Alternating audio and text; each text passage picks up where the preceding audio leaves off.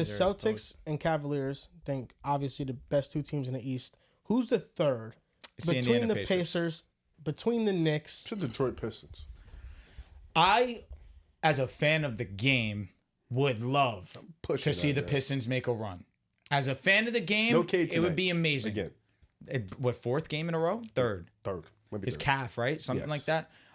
It's the Indiana Pacers. The five that they run with Tyrese Halliburton, Andrew Nembhard, Benedict Mathurin, Pascal Siakam, and Miles Turner. This is a lineup that has over 1,000. It's one of the most well-rounded starting fives in basketball.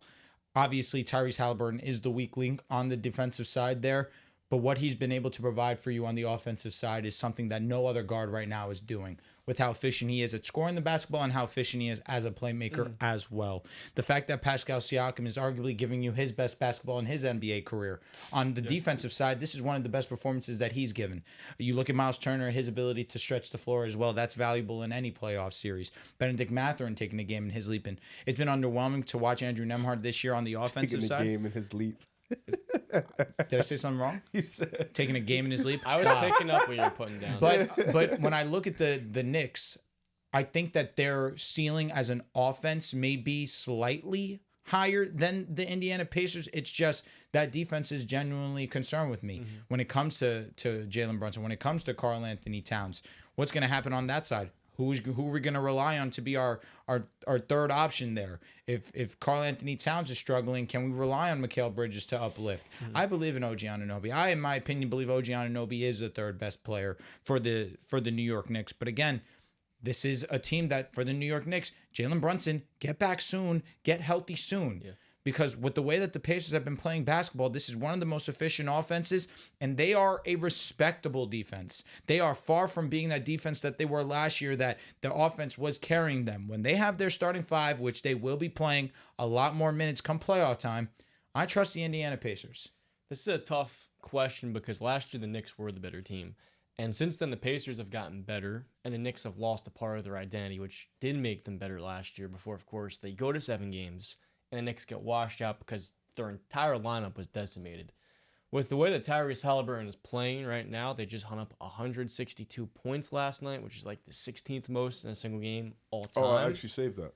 The volatility that this Pacers team has offensively, coupled with them having Benedict Mathurin healthy, he was not there last season, and then you get a little bit more chemistry for an offense that was elite, is why I'm going to slightly favor them here. But that being said, if Jalen Brunson comes back off this ankle injury and he performs at the way he has in the postseason, then that can mitigate almost all of that. So I think this is a tight discussion, but I would give a slight edge to Indiana and the way they're playing for a second year. It's been a very underrated team, and I think they do get a little bit disrespected because of last year they faced some injured teams. Indiana's been my squad, man.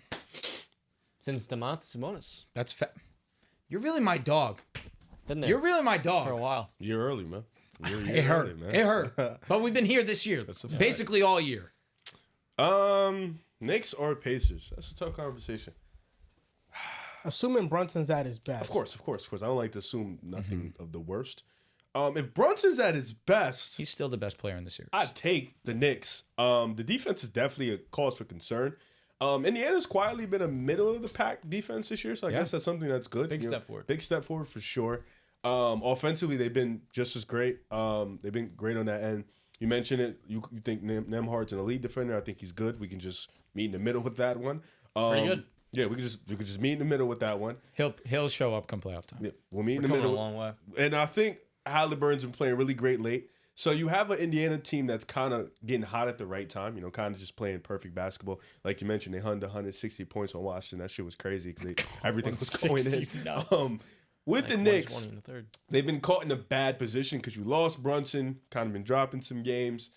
And then, of course, the cat thing has been lingering all year. Mitch is, he's been, when he has been in, you can feel his presence on the court, defensively, on the glass. You can feel his presence. Mm-hmm. But do you trust that front court health-wise going into the playoffs? I don't know. I think I'll still take the Knicks, though. I think offensively, their ceiling, for me, feels a bit higher in a playoff atmosphere, especially in a half-court offense. I think I still trust Brunson in those spots. I do think Indiana can beat them. I don't think the Knicks are these world beaters. I think Indiana has a legit shot in that series. But I saw Brunson last year against the Sixers, man, and he was special. Like 40 points, 30 points, guarding them to some W's. In Indiana series, I truly feel if the Knicks didn't get as banged up as they would have won that series in like 6-7 games. So I think this year they've gotten slightly worse on the defensive end, but they got so much better on the offensive end, in my opinion. And I think that's a series Cat can have fun in. I do think that's a series where he's not, he shouldn't play too bad against a Miles Turner Siakam front court. That's not to say Siakam is a bad defender. I just think there are much better defensive repertoires in the league. So I would still take the Knicks, but I think Indiana's right there. I think that's a 60-40 series, 50-50, however you want to slice it. Styles make fights. I think in the series, the Knicks probably do beat the Indiana Pacers because I think they just match up with them. You have OG Anunoby guarding Siakam. You have Mikal Bridges guarding Tyrese Halliburton. I think they could really do their thing in the pick and roll and pick us apart and generate a lot of threes. That scares me, but there's just no answer for Jalen Brunson that the Pacers have. Andrew Nembhard and Aaron Nesmith tried to do their best last year. Didn't really work. The Knicks just fell apart because of injuries. I just look at this one stat, though, and this is how I'm going to answer this question. I think between the Pacers and the Knicks, who has a better chance to beat Boston and to beat Cleveland? I think the Pacers' style and how they play is harder to game plan against and harder to guard. The Knicks are very stagnant, very stationary, and they have two liabilities on defense that they can pick apart to death on the offensive side of the ball. With the Pacers, it's a lot of movement in their offense. It's tougher to guard. We saw that they gave the Celtics their toughest challenge, even though it was a sweep. We saw how close every single game came down to. And you look at the Pacers this year against 500 teams, 16-14. The Knicks record against 500 teams, 11-18.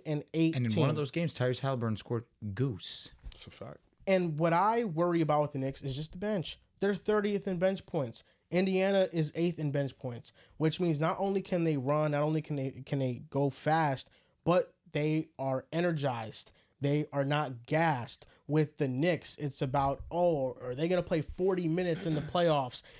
Right now, they're playing like 38 minutes per game. In the playoffs, we might see that number jump up to 42, 43. We might see Josh Hart play the entire game like he did last year. And at that point, you're gassing out these dudes. And I think against Indiana, when they could just run you to death, that's just very hard to guard. I think they are a much tougher matchup for the Celtics or the Cavaliers than the Knicks. That's where Tom Thibodeau can kind of be his own worst enemy. You're playing OG Anunoby 37 minutes a game in the playoffs with his injury history, and then we saw last year as well some of their other guys. And that's what gives me a lot more confidence in Rick Carlisle, championship head coach. Who's a better coach? Rick Carlisle. Over Tibbs? I think so. I love Tibbs. I didn't think you're going to say that. How long is Tibbs' leash in New York? I think he has a pretty long leash. I think he's the reason why we're relevant now. And like I said, like the Taylor Jenkins thing, sometimes it's just about talent. If Tom Thibodeau was coaching the Celtics, I mean, yeah, he could win. He was coaching OKC, I think they could win, But the Knicks, it's Jalen Brunson and this cat and this McKellen and this OG. It's a good roster, but it's not an elite roster. So I'll ask you this. If a lot of coaching, in your opinion, is about like quote-unquote luck and, being in better situations, how do we evaluate what makes a coach elite? What do you do with what you're given? I think for the most part, it's underperforming. Mm-hmm. That's what it comes Because down to. you used to knock Nick Nurse, man. I'll never forget that. Yeah. You used to knock Nick Nurse. Yeah, You I was Carlisle, right. too. Look what he's doing right now with the Sixers. Their team is dog shit. Yeah, what about last year? What happened last year? They weren't all that last year either. Did they make the playoffs? I mean, last year Embiid played 30 games. Amazing, yeah. In those games they played, it was amazing. Didn't they take out a six? He had 70 last was year, known didn't he? for like developing He had players, and 70 then against the Wemby. Sixers had no depth. Facts. He For had me, 70 against Wemby. I think it's about underperforming No, he had 70, but relative to expectation. Like I don't know the exact number. the Knicks, the expectation right now this year ECF. is to get to the not ECF. I don't think no more. Before the season short. Right now, the second round. That's the expectation. If they lose in the first round, you have to reevaluate Tom Thibodeau. Okay. So when you underperform relative to expectation, I think that's when you get knocked and dinged as a coach. And Tibbs' philosophy is susceptible to giving up a lot of open threes. And that's a big reason why we lost the Atlanta Hawks. But we also didn't have Mitchell Robinson in that series, and that was huge for our rim protection. So I think Tom Thibodeau, like, he's a good coach, but I don't know if he's a ceiling raiser either. You know, he's not revolutionizing anything. He's just the type of coach that, okay, our teams are going to play harder than yours, but in the playoffs when you need more schematics, it's not really there.